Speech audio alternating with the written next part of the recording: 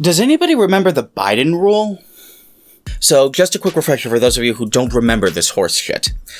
Back in 2016, before Trump was elected, one of the most conservative members of the Supreme Court, a man named Anton Scalia, decided to take the advice of Danny DeVito and retire from the Supreme Court by dying in his sleep. This was terrible news for the Republican Party.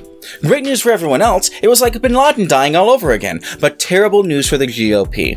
The GOP has been working for literally decades to keep the Supreme Court and other minor courts as conservative as possible. The Republican Party remembers that it was the Supreme Court in 1954 who overturned Plessy v. Ferguson and effectively ended segregation in the United States. They remember, and they are doing everything in their power to make sure they are never defied again. Minor tangent here. I think it goes really heavily understated how much headspace Brown v. Board takes up in the Republican Party's head. Like, you know how people think Republicans talk about the Alamo?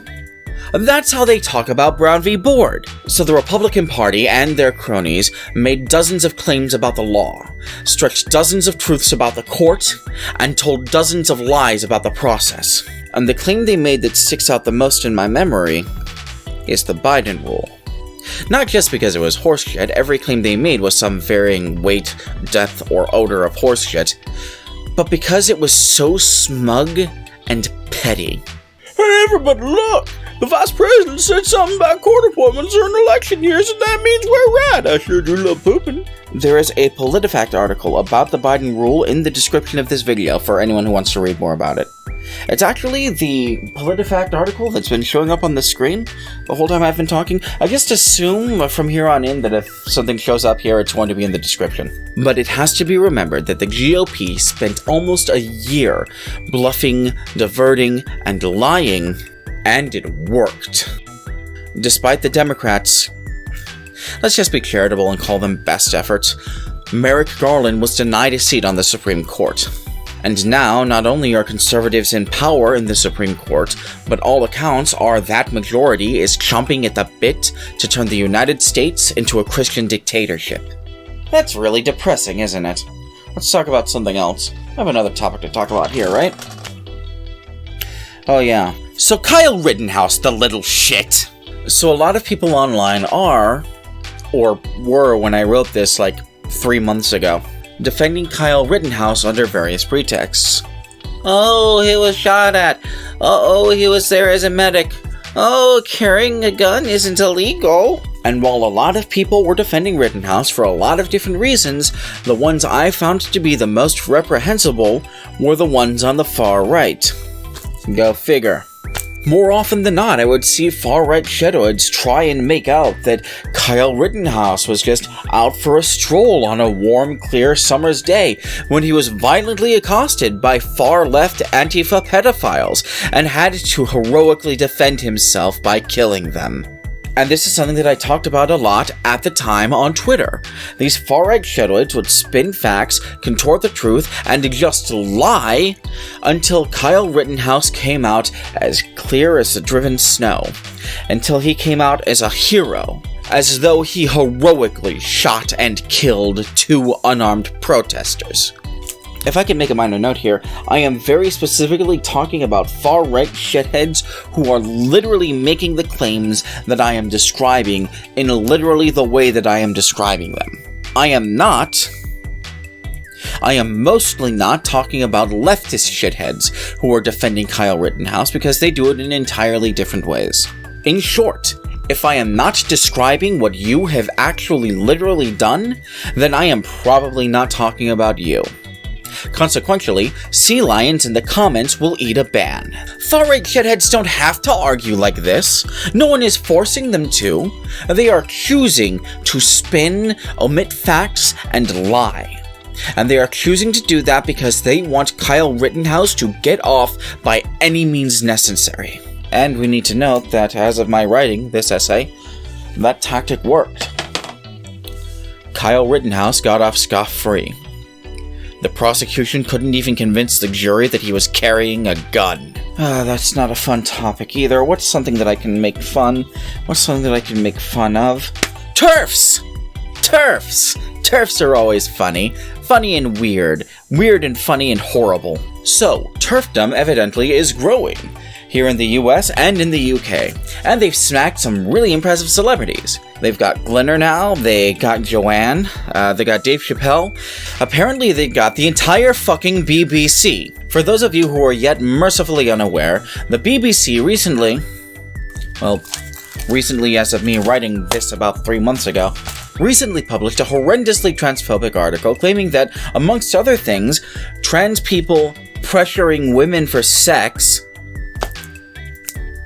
is identical to Jimmy Savile raping hundreds of children. Because both of them have silent victims. I don't want to talk about that. Not because it isn't important, but because Sean already did a comprehensive and thorough takedown of the entire article. Go watch that. And watch the sequel to it. No. What I want to talk about is an image from a TERF that was making the rounds on Twitter and that I can't find right now because it was posted like 2.5 months ago, 3 months ago. I found this. This is basically the same thing. Can we put it up on the screen here? Yeah. This. A lot of people said that they were confused by this. I wasn't, so I will explain it as simply as I can. The dishes are a metaphor for the performance of womanhood. Patriarchy decided that the performance of womanhood was womanhood, that the two were the same thing. Feminism said, miss me with that shit. And now, trans ideologues... My handwritten script says that the image I'm referencing said trans ideologues are saying that womanhood is the performance of womanhood. I feel very strongly that I need to stress this is wrong. It's coherent, it's entirely coherent once you understand what they're saying. It's basically a jazzed up version of just don't make women's! But something can be coherent and wrong. And this kind of, let's call it logic, goes back even further than that. You know that there are TERFs who compare trans people to minstrel shows? And the comparison is apt. TERFs believe that there is some sort of inherent quasi-magical womanhood that they possess and trans people do not.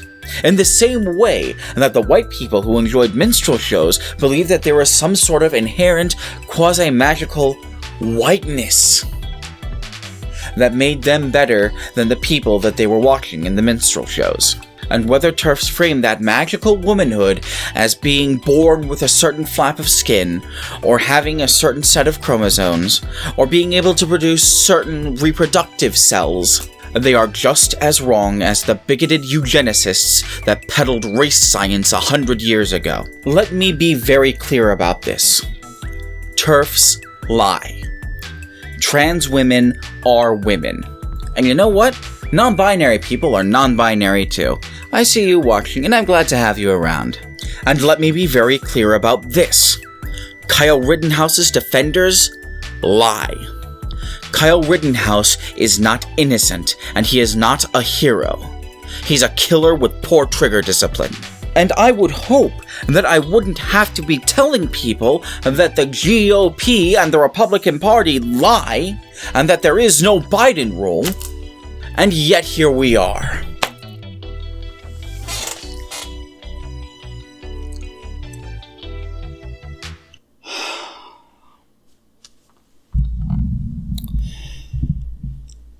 So there's this thing that I believe. Maybe it's a contentious thing. I believe that courtesy is a privilege.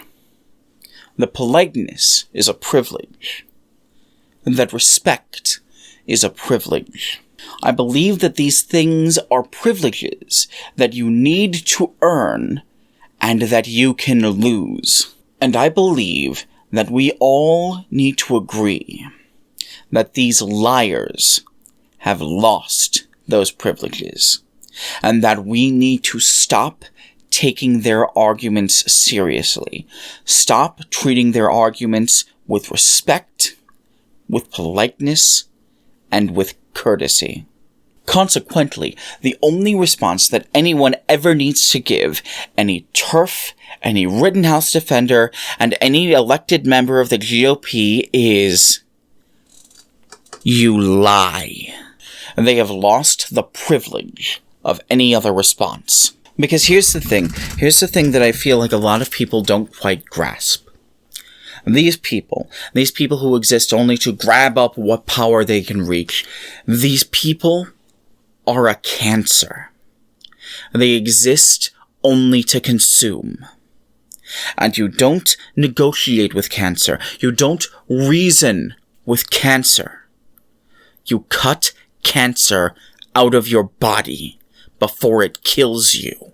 And the only way that our entire civilization is going to survive for even another decade is if we cut these people out of public discussion. That is where we are at right now. Call it deplatforming, call it telling them to shut the fuck up. Whatever it is, we need to do that.